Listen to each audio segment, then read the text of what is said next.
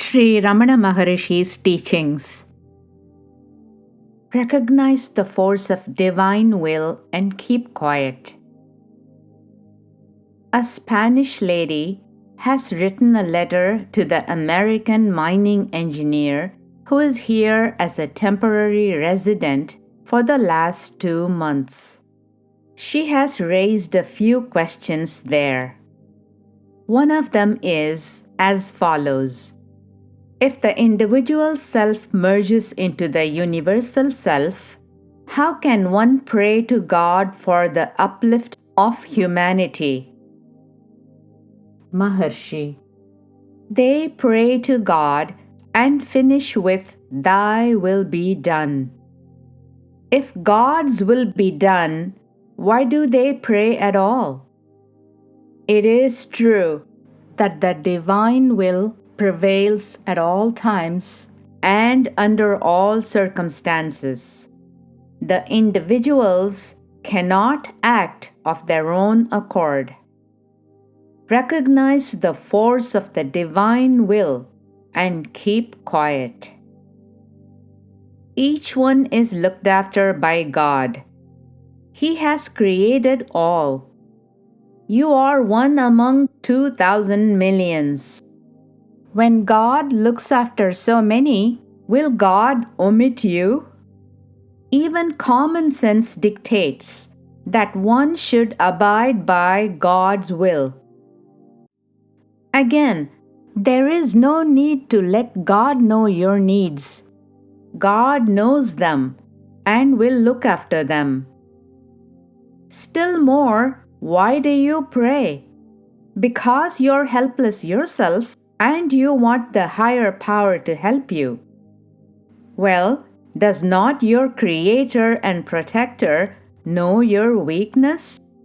Should you parade your weakness in order to make God know it? Visitor. But God helps those who help themselves. Maharshi. Certainly, help yourself, and that is itself according to God's will. Every action is prompted by God only. As for prayer for the sake of others, it looks so unselfish on the surface of it. But analyze the feeling, and you will detect selfishness there also. You desire others' happiness so that you may be happy. Or you want the credit for having interceded on others' behalf. God does not require an intermediary. Mind your business, and all will be well. Visitor. Does not God work His will through some chosen person? Maharshi. God is in all and works through all. But His presence is better recognized in purified minds. The pure ones reflect God's actions more clearly than the impure minds. Therefore, people say that they are the chosen ones. But the so-called chosen one does not say so. If he thinks that he is the intermediary, then it is clear that he retains his individuality and that there is no complete surrender. Visitor. Are not the Brahmins considered to be the priests or intermediaries between God and others? Maharshi. Yes. But who is a Brahmin? A Brahmin is one who has realized Brahman, the Self. Such a one has no sense of individuality in him. He cannot think that he acts as an intermediary. Again, as for prayer, a realized man does not see others as different from himself. How can he pray at all? And to whom? And for what? His very presence is the consummation of happiness for all. So long as you think that there are others different from you, you pray for them.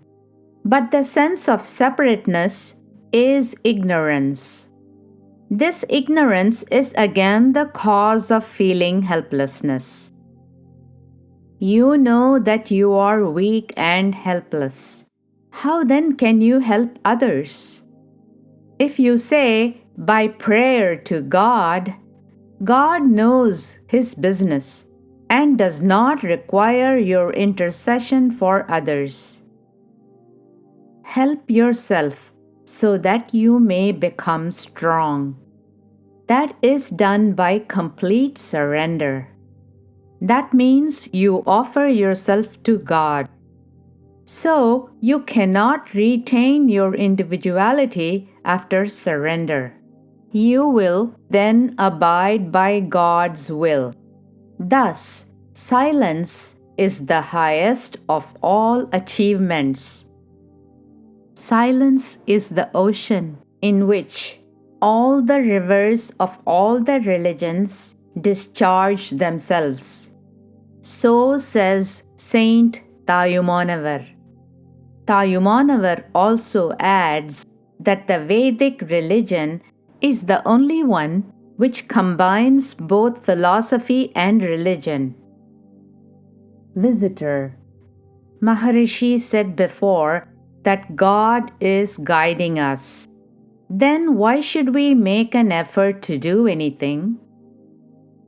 Maharshi. Who asks you to do so? If there was that faith in the guidance of God, this question would not have arisen. Visitor. The fact is that God guides us. Then what is the use of these instructions to people? Maharshi. They are for those who seek instructions. If you are firm in your belief in the guidance of God, stick to it, and do not concern yourself with what happens around you. Furthermore, there may be happiness or misery. Be equally indifferent to both, and abide in the faith of God. That will be so only when one's faith is strong that God looks after all of us. Another visitor. How shall I secure that firm faith? Maharshi. Exactly. Instructions are for such as these who want instructions. There are persons who seek freedom from misery. They are told that God guides all, and so there need not be any concern about what happens. If they are of the best type, they at once believe it and firmly abide by faith in God. But there are others who are not so easily convinced of the truth of the bare statement. They ask, who is God? What is God's nature? Where is God? How can God be realized? And so on. In order to satisfy them, intellectual discussion is found necessary. Statements are made, their pros and cons are argued, and the truth is thus made clear to the intellect. When the matter is understood intellectually, the earnest seeker begins to apply it practically. He argues at every moment, for whom are these thoughts? Who am I? And so forth, until he is well established in the conviction that a higher power guides us. That is firmness of faith. Then all his doubts are cleared, and he needs no further instructions. Visitor. We also have faith in God. Maharshi.